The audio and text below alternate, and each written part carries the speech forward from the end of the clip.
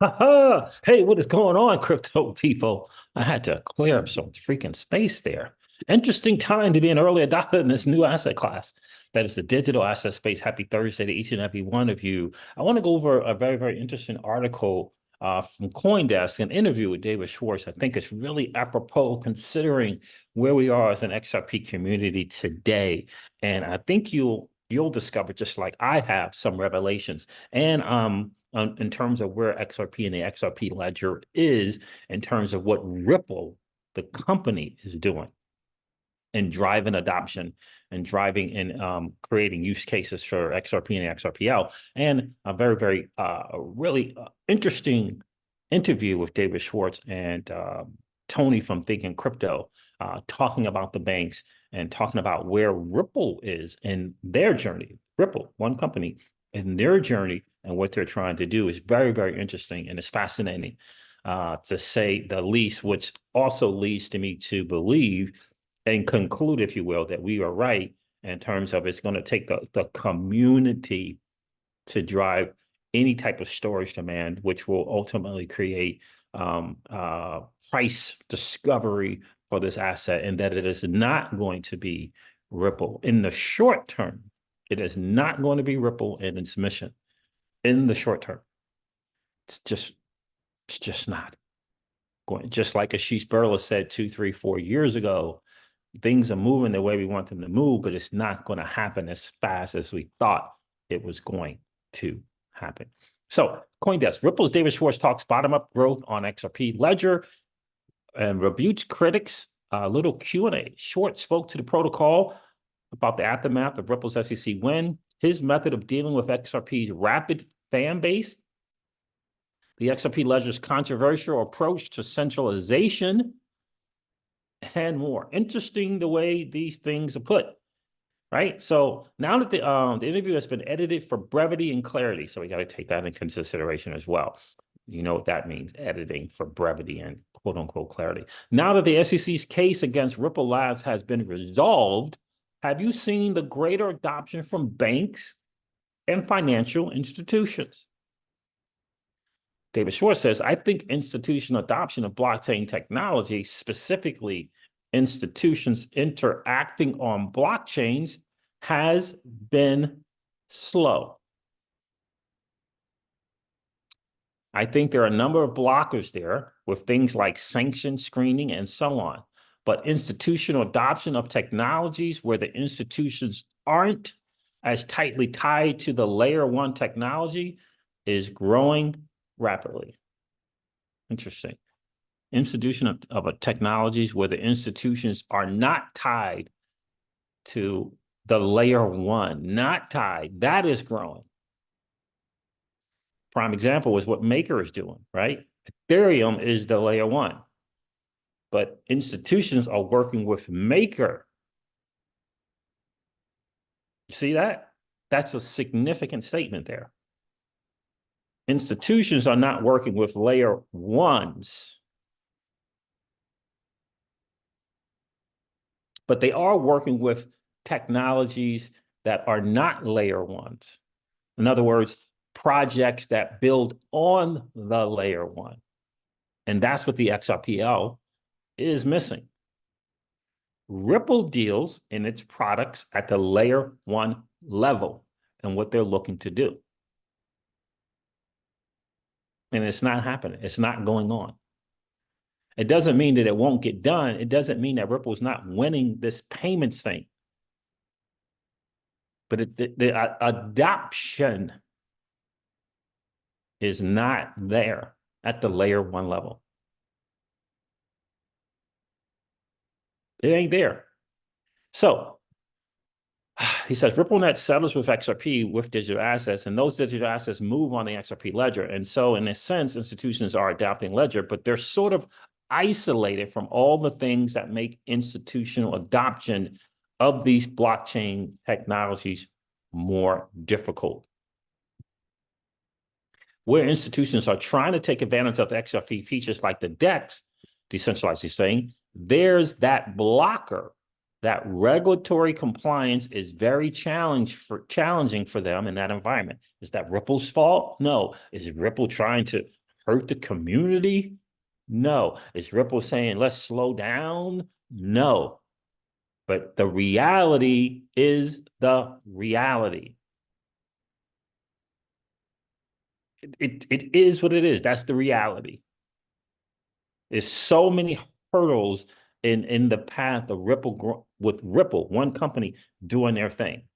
But just like David Schwartz says, where the institutions, but institution adoption of technologies where the institutions are not tied to the layer one is growing rapidly. I give you Avalanche as an example, and I give you Maker as an example, tying into major institutions. These things built on top of the layer one. And that's where the movement is going to happen. And that's where any type of storage demand for XRP will be created.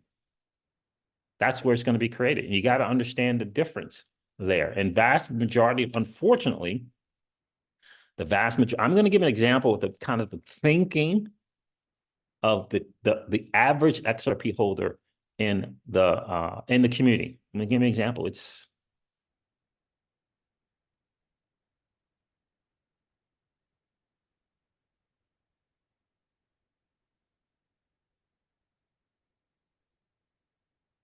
and he gives another example, and I think this is cool as well. He says, now the adoption that we are seeing on the XRP ledger has been enormous. There are more than 1,000 projects. There are stakeholders like the XRPL Commons. There are hackathons. There are hackathons, but that is infrastructure from the ground up adoption.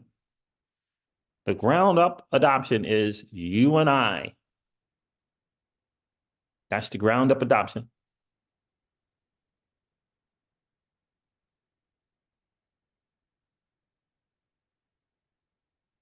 I don't think we're seeing as much top-down Ripple adoption, except of the tokens at the institutional layer, right? One example of this is Ondo Finance, ONDO Finance. It's going to become the token for institutions, and it's on top of a thing. Whether it's Flux Protocol or Maker in combination with Maker. That's the ultimate reality. So if you're waiting around, for banks and institutions to come on board and drive the price of XRP, good luck with that. Good luck with that. What impact did the SEC suit ultimately have on your ability to attract customers? Schwartz said one effect I think was very important because it was very easy to see was when the exchanges delisted XRP. Of course, we all know that, right? That was a significant thing. And look, as much as I don't think I've said anything bad about Uphold. I think I said is I was an early adopter, an early user of Uphold. I did not like the experience, and I haven't gone back to it since. But I do give them praise and want to give them their flowers for the fact that they did not delist XRP like many U.S. Entities did. Let's see. You've begun testing a new feature called hooks that would add smart contract-like functionality to the XRP ledger. What is the roadmap on that feature, and how big of a deal is it for you all? Schwartz says, we had very little to do with the team building hooks. They met with us a couple of times, and we said, hey, that looks awesome, right? So hooks, we all know that's Visa Win and the XRPL Labs, right? For a while, they were thinking that it could be something that the XRP ledger itself would adopt, and it still could be, but it's a very major change. It's very risky in two ways. One, it's obviously, is there something wrong with it that breaks the XRP ledger? That would be a multi-billion-dollar problem for a lot of people. So it's high risk in that way. And the other way is just that we want the XRP ledger to be great for payments.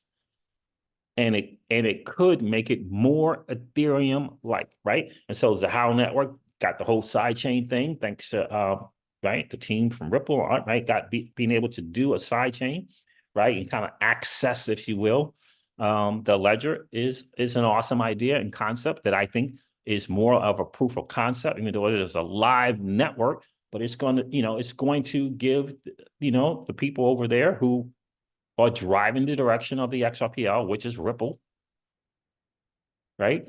And it'll give them a good test case, proof of concept, if you will, on how well this thing works, whether it be network adoption. I don't think there's so much concern, Ripple is so much concerned about network adoption as to the technology and the ability to not slow down or break the XRPL. I think that's hugely important.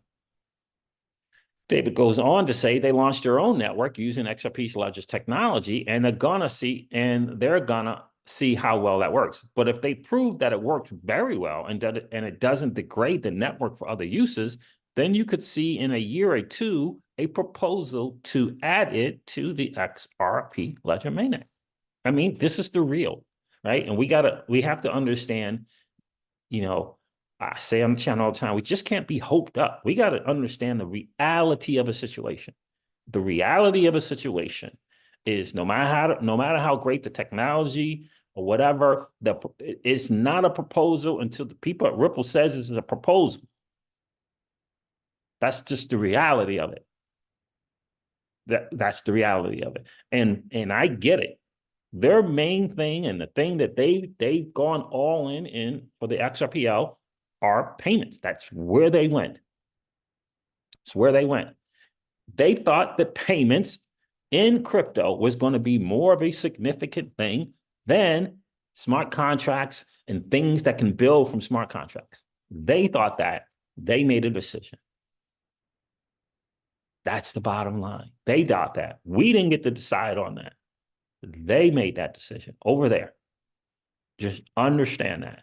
And if you're good with that, if you're good at not having a say in the direction of the XRPL and that's your thing, you want others to lead you, that's what you got. That's what you got. You got other people making a decision on whether something is going to be good for the XRPL ledger as opposed to a DAO or a governance doing such a thing. That's all. I mean, if you're good with that, you're good with that. But clearly, David is pointing out in his interview that things are moving slow. And when you hear this interview with Tony from Thinking Crypto, you'll recognize that even more so. And look, hey, if you're good for waiting, then that's on you, baby. You're good for waiting. And who am I to say whether that's wrong or not? Here's what I will say. Here's what I'll say because of evidence of the crypto space for the last 10, 12, 13 years. The community of builders and investors participating in a network have driven the price of that asset. Period. That's how it worked. Bitcoin, a lot of people think that Bitcoin, even if the Bitcoiners were merely setting up shop in order for someone who is outside of the Bitcoin ecosystem to come into the ecosystem by way of exchanging their dirty, nasty fiat for Bitcoin, that is a community driving network adoption. It's a community driving network adoption. Roger Ver was a dude who drove network adoption.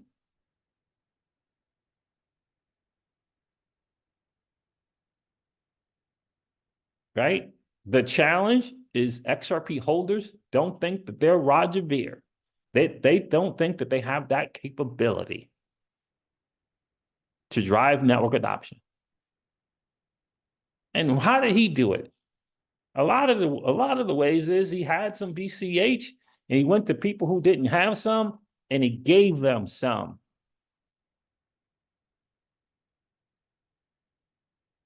How's Bitcoin Cash doing today? You're telling me that early XRP holders could not have done the same thing? Of course they could have. Of course they could have.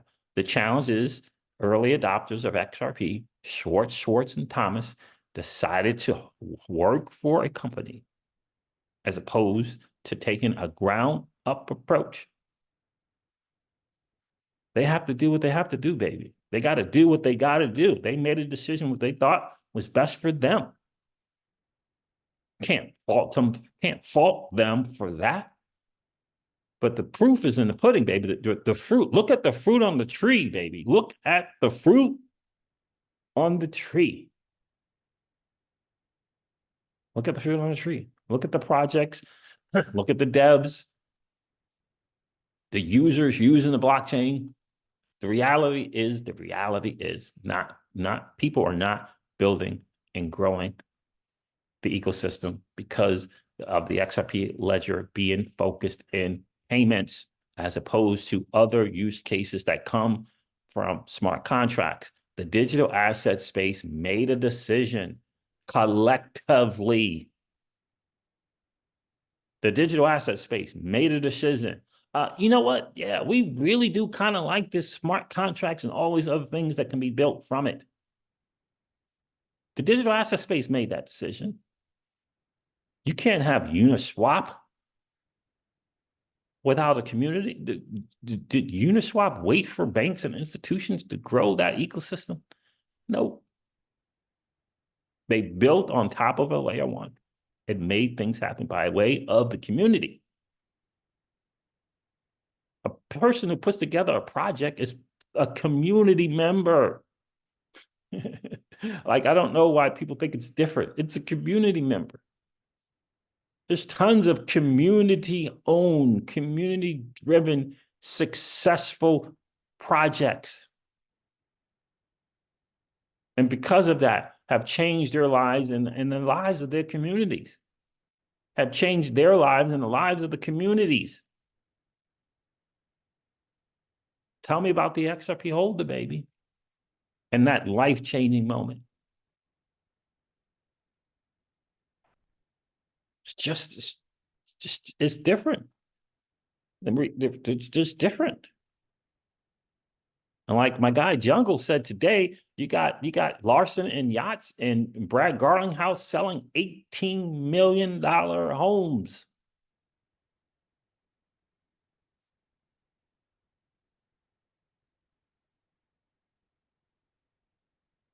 Right? All right. Ripple has historically struggled with some reputational issues stemming from its link to the XRP army, which is sort of a rapid fan base for the XRP token. Are there any challenges to having such an enthusiastic fan base? Do you struggle with the expectations that they place on you and the developers of the XRP ledger? Schwartz says it's definitely a blessing and a curse, and he chuckles. I think it's great to have devoted fans for a company that's not a publicly traded company. I think it's great to have a devoted fans for a company.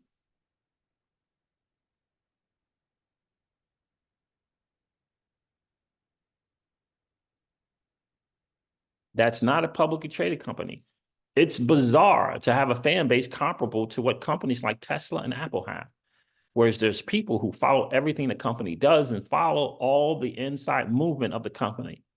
But also, and you have this with Tesla and Apple too, in some cases, project weird insanity on top of it. Project weird insanity on top of it. I do think sometimes it reflects badly on the people who are trying to build and be constructive when this just goes wildly off the rails. The problem is that if I engage with people, then people criticize me that I'm encouraging them. But if I don't engage, then people are like, you're ignoring the problem. It's one of those damned if you don't things.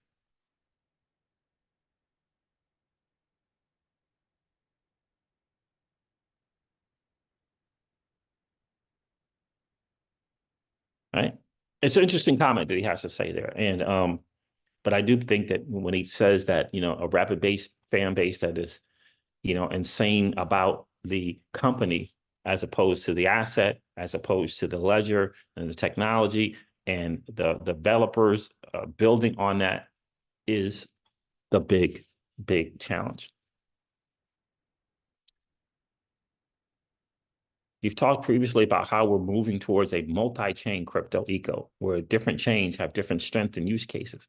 In terms of thinking about these different niches and specialities, is the idea with the XRP ledger ultimately that you're the winner on payments? This is a great question, that you're the winner on payments. I obviously think that the XRP ledger should be the winner for cross-currency payments and liquidity provision because it was specifically built for that. And everything else has been optimized for that particular use case. Now, again, if you understand that, that is the direction that Ripple, the company, decided to make, if you understand that, and if you understand that they are acknowledging, Ripple, David Schwartz are acknowledging that is a difficult path to go down. And like Ashish Burla said, it's going to take a while. If you're good with that and you understand that, cool. Doesn't mean that XRP is not going to participate in the bull run that's coming up. Of course they are. Because the bull run is still made up of speculation, right? Ripple's, the company's idea of use case is payments, and that's going to be a minute. You have to decide for yourself how you're going to make money otherwise, because it's not going to happen in the short term with banks and institutions. It's not going to happen. We offer to you that there is an alternative for price discovery if you're interested. If you're interested. Some people are not interested in price discovery from anything other than from what the banks and institutions might possibly bring at that layer one level. Got to get that. Right? Some people aren't interested in that. Right? Some people are not interested in that. I'm going to give you an example of that. But okay, what we got going on here? So obviously think that the ledger should be the winner for cross-currency, cross-border payments, and liquidity provision because it was specifically built for that and everything has been optimized. Everything has been optimized for that use case. So if it fails there, if it fails for the particular use case, and he still believes that's a possibility, like I've said in a couple other videos, Ripple hasn't won the payments race. What if they don't win? So if it fails there, if it fails for the particular use case that everyone has in mind as it evolves, that would kind of be like Google failing at search.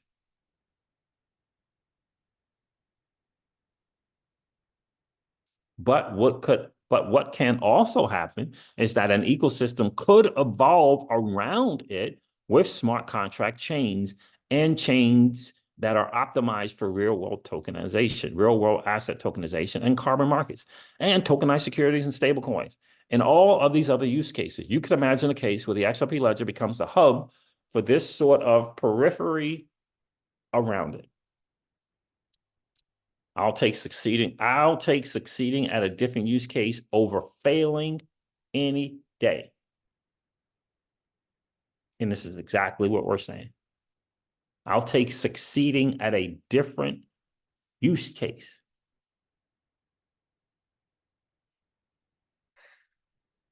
I love what David said there, and I think it's smart. I think that Ripple, the reason why Ripple is bringing its products onto the XRPL is because that's where the liquidity is. And my heart goes out to those who want to hang on for dear life to the dear life for the dear life to their hardware wallet, waiting for institutions and banks. My heart goes out to them. It really, really does. Because, by the way, when the AMM gets here and Ripple brings this product thing to the AMM, the incentivization that Ripple and David Schwartz talked about is going to come from people using the product, using it, hopping on the ledger and using the AMM with their XRP. And my question to you is, will you be participating? That's the ultimate bottom line, because Ripple has recognized and they have put up the white flag and says, we have to go to where the liquidity is. You and I, my friends, are the liquidity. institutions are not here and just barely put a toe in the water with this ETF. Got to accept the reality of what it is, especially at the layer 1 level.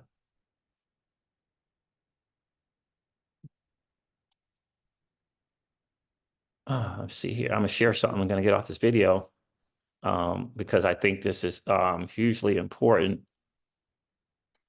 to share. I would agree with Brad on this one. I did a video about the lunacy that is Brad's rant and about people talking about a 4-figure or 4-digit, right? A 4-figure, 4-digit, 5-digit XRP, and hiding behind cancel culture and dumb things like crypto Twitter police. Stupid. It's cowardly. But I do think that, and I've said this on X as well, how many times I've defended him, but that video was lunacy without question. And no one's going to tell me, no one's going to share with me that the asset, the XRP on the XRPL ledger, which moves anything of value in 3 to 5 seconds for less than a penny, that technology with the asset, the underlying asset being XRP, cannot be 4 figures. That's lunacy. That's lunacy for me. Suggesting that can't happen. Suggesting that can't happen. Not saying it. Suggesting that it can't happen is. If Ethereum's at 4 figures and Bitcoin's at 5 figures, and they're both inferior technologies, you could say Ethereum is different, not inferior. I may give you that. If they can get the 4 and 5 figures respectively, there's no way you can't tell me that XRP can't. There's no way. But it's going to start, like David Schwartz in this interview, it's going to happen because of a bottom-up approach. I just read it to you in the Coindesk article. That's how it's going to happen. That's what it's going to happen. And my hope and prayer for those who want to hold on for dear life to the cold storage wallet, my hope and prayer for you is that you realize that active participation on the XRPL is what will create storage demand and ultimately price discovery for your precious XRP. I hope you understand that. All right, fam, listen, this wraps up your XRP Ripple daily news in around 0 to 5 minutes. By the way, that's in my opinion. Well, who am I? I'm not the digital assets guru. That's my opinion of what's going to cause storage demand and price discovery. So listen, this wraps up your XRP Ripple daily news in around 0 to 10 minutes. I hope that it has been of value to you. If it has, do me a favor and hit that like button. And if you've been hanging out watching the Crypto Siege and you've been enjoying those hangouts, please consider subscribing to the channel. And don't forget to ring that notification bell so that you know whenever we go live or whenever we upload a video. I'm going to end this video like I do all of my videos and remind you guys of this, that old money doesn't want you to win. But that's okay, though, because you and I, we're already winning. And I would ask you to consider this, perhaps ponder the idea or notion of living your life permissionless. I'll talk to you guys soon. See ya.